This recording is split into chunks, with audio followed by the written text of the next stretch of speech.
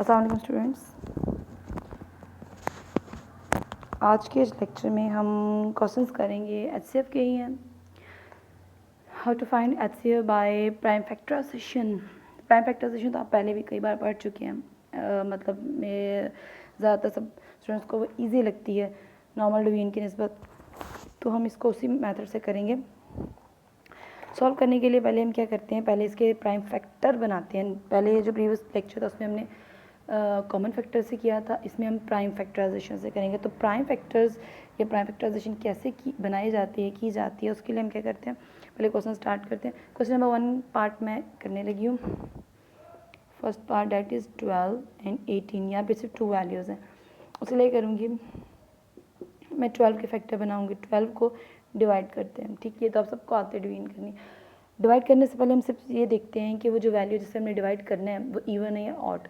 Division तो यहीं से स्टार्ट करते हैं ना। अगर इवन है तो 2 पे डिवाइड होगी, अगर ओड है तो ओड वैल्यू से डिवाइड होगी, इससे ईजी रहता है। लास्ट की वैल्यू 12 है, सॉरी 2 है, सो 2 से डिवाइड करेंगे। 2 6 12। अब 6 अगेन इवन वर्ड है, सो 2 3 6। अब 3 ओड वर्ड है तो ये अपनी ही वैल्यू 3 1 3 से सॉल्व होगा। नेक्स्ट आता है हमारे पास 18। आपने गैप दे दे के लिखना है, आपने सिर्फ एक स्ट्रेट लाइन लगानी। ये वाली जो लाइन मैं लगा रही हूँ ये आपने नहीं लगानी, यहाँ पे कॉपीज ऑलरेडी लगी हैं। ओके जी, आ गया था 18। लास्ट वर्ड 8 जो कि के इवन है, सो इसको भी 2 पे करेंगे। 2 9 18। अब 9 जो कि इवन वर्ड नहीं है, इवन डिजिट ही नहीं है, सो 3 पे करेंगे। 3 3 9, 3 1 3। हमारे प्राइम फैक्टर या प्राइम फैक्टराइजेशन कंप्लीट। अब आते हैं एचसीएफ की तरफ, ठीक है। पहले इसके हम कॉमन निकालेंगे। यहाँ पे लिख रही हूँ मैं common factors of 12, common factors of 18, ठीक हो गया। अब 12 के फैक्टर क्या, 1 से स्टार्ट करना 1, और आपने इसकी कहते हैं ना तरतीब कह लें या ordering, ascending order descending order के हिसाब से लिखना। अब डिसेंडिंग में तो हम लिखते नहीं, असेंडिंग में मोस्टली लिखते हैं, तो हम इसको असेंडिंग के हिसाब से लिखेंगे। 1 मल्टीप्लाई 2 मल्टीप्लाई 2 मल्टीप्लाई 3, क्योंकि इन सबको जब मल्टीप्लाई करें अगेन वो साइन वैल्यू आ जाती है।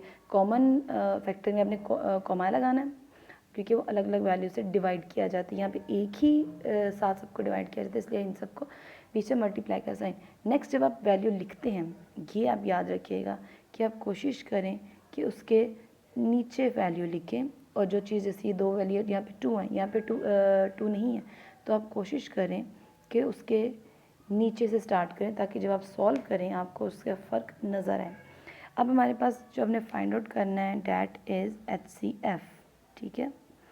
तो एचसीएफ के लिए पहले कॉमन करें इसको। इसमें एक तो ये फॉर्म कॉमन हो गई, उसके अलावा ये कॉमन होगी, कॉमन। अब एचसीएफ फाइंड आउट करने से पहले हम लोग एक और चीज़ निकालते हैं, वो है कॉमन फैक्टर दोनों में। इसमें कॉमन फैक्टर क्या है दोनों में, वो है 1 2 और 3, ये कॉमन है।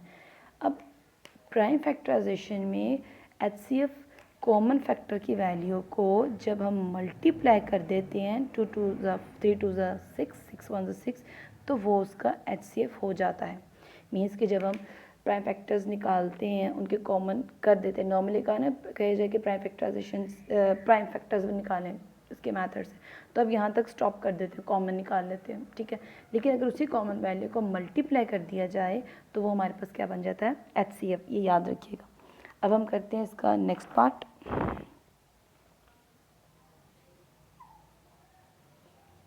मुझे जितनी जितनी ज़रूरत है मैं वो रेस कर रही हूँ, बाकी रहने दे रही हूँ। ओके जी, हमारे पास क्वेश्चन है 22 55 एंड देन 1 10। पहले 22 को सॉल्व करते हैं, इवन है, 2 पे डिवाइड होगा, 2 1 2 2 1 2। अब नेक्स्ट 11 जो कि प्राइम नंबर, ये 11 अपने ही टेबल पे आएगा। नेक्स्ट वैल्यू है 55 आपको पता 5 है तो 5 पे डिवाइड होगा, सो 5 1 5 5 1 5, अगेन 11 और नंबर है।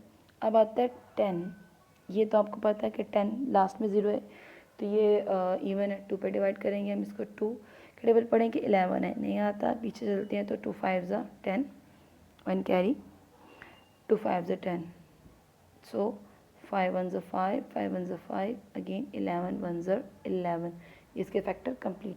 अब हमने कॉमन फैक्टर निकालने हैं, पहले 22, फिर 55, फिर 110, तो 22 का क्या है 1, 11, इसको मैं थोड़ा ऊपर कर रही हूँ, 22 और 5 के।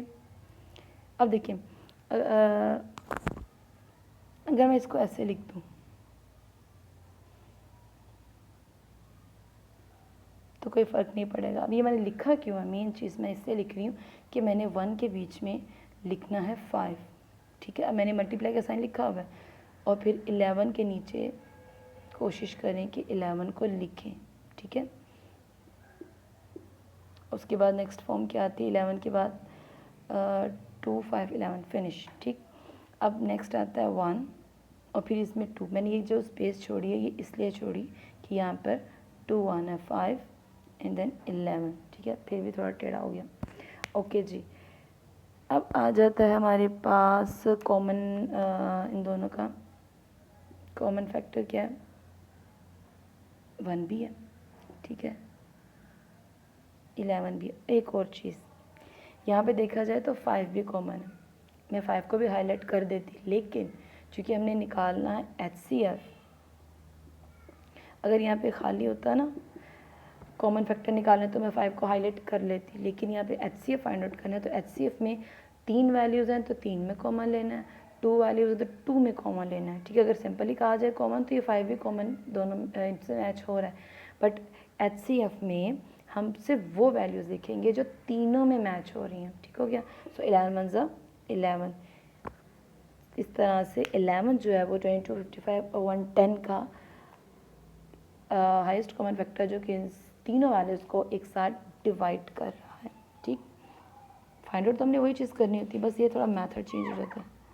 अब आ जाता है नेक्स्ट हमारे पास पार्ट है 56 189 56 189 175, ठीक है। पहले हम करेंगे 56 को,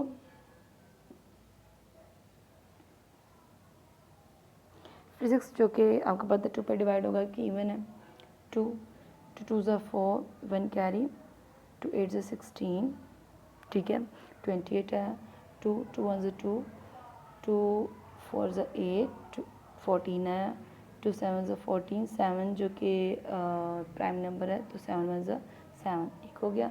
और 1 8 9 को करेंगे। अब फर्स्ट ऑफ ऑल इसके लास्ट में क्या 9, यानी कि ओड नंबर है तो ये 3 से स्टार्ट करेंगे, 2 पे तो होगा नहीं, 3 से स्टार्ट करेंगे, 3 पे होगा, ठीक है, नहीं तो फिर नेक्स्ट ओड वैल्यूज़ पे चलेंगे।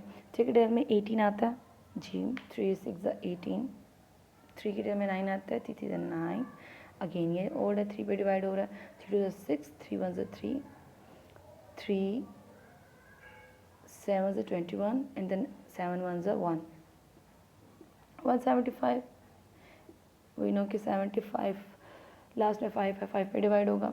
5 का टेबल पढ़ें कि 17 है, नहीं आता, सो 5 3 ज़ा 15, 2 कैरी गया, 5 5 ज़ा 25, अगेन 35 आया, सो 5 7 ज़ा 35, 7 1 ज़ा 7, क्लियर। अब हमने इसके बनाने हैं फैक्टर्स, तो फर्स्ट फैक्टर है हमारा 56, नेक्स्ट है 189, देन 175। 56 के लिए हम करेंगे 1 1 1 सबका मल्टीप्लाई, 2 2 2 7 2 2 2, और मैं गैप दे के सामने लिख, रीज़न है कि नीचे की फॉर्म भी आनी है। देन हम लिखेंगे, अब देखिए यहाँ पे 3 3 3 नहीं मैच हो रहा तो मैं यहाँ पे लिखूँगी 3 3 3 एंड देन 7, ठीक है, साइन आपको पता चल जाएंगे। देन आता है 5, अब 5 मैच नहीं करता, मैं इसे ऐसे लिखती हूँ 7, अगर मैं इसके नीचे 5 लिख भी दूँगी ना तो गलत नहीं है, बस ये कि मैचिंग में प्रॉब्लम आती है। ठीक है, अब देखिए मैंने 7 अलग कर दिया, अगर आप चाहें तो सबको एक साथ लेके 7 अलग कर दें, वो भी ठीक रहेगा। अब मैच करने हैं, पहली बात तो इसमें कि 7 और 1 के अलावा वैसे भी कोई मैच इसमें हो ही नहीं रहा। ठीक है, तो इसमें तो कोई भी वैसे मैच नहीं है, वो 2 है, 3 है, 5। तो इसका कॉमन फैक्टर पहले क्या हुआ, 1 एंड 7, तो उसी को जब हम मल्टीप्लाई करेंगे तो वो हमारे पास क्या हो जाएगा, इसका HCF हाईएस्ट कॉमन फैक्टर। ये अब आपने याद रखना है मेन चीज़ के प्राइम फैक्टर में जब आप कॉमन निकालते हैं तो कॉमन को जब मल्टीप्लाई किया जाए तो वो उसका HCF होता है, लेकिन कॉमन निकालते वक्त ये भी देखना है कि वो तीनों वैल्यू, नॉर्मल है तो 2 वैल्यूज़ में भी कॉमन लिख देते हैं कि ये 2 वैल्यूज़ में कॉमन है, बट जब HCF लेना है तो उसमें तीनों वैल्यूज़ में जो कॉमन होगा सिर्फ उसको ही मेंशन करना है, ताकि पता चले कि ये इसका HCF हाईएस्ट कॉमन फैक्टर है। आज का हमारा काम ये ख़त्म हो गया। अब आपका जो होम असेसमेंट टास्क है वो ये है कि आपने क्वेश्चन नंबर 2 के जो रिमेनिंग क्वेश्चन है वो अपने खुद करने हैं रजिस्टर्स पर, और देन उसकी पिक्चर क्लिक करके व्हाट्सएप ग्रुप में सेंड करनी, ताकि हम उसे चेक कर सकें। अपना ख्याल रखिएगा और ध्यान से स्टडी करें। जानते हैं जो हालात हैं, अब जिस कंडीशन में आपको पढ़ाया जा रहा है, आपका काम बनता है कि आप अपनी स्टडी पे ज़्यादा ध्यान दें। अगर हम आपको ख़ुद लुक आफ्टर नहीं कर सकते इस तरह, तो थोड़ी आपकी भी रिस्पॉन्सिबिलिटी बनती है कि आप भी एक रिस्पॉन्सिबल स्टूडेंट्स बने और फिर अपना बेस्ट शो करने की कोशिश करें। तब तक के लिए खुदा हाफ़िज़।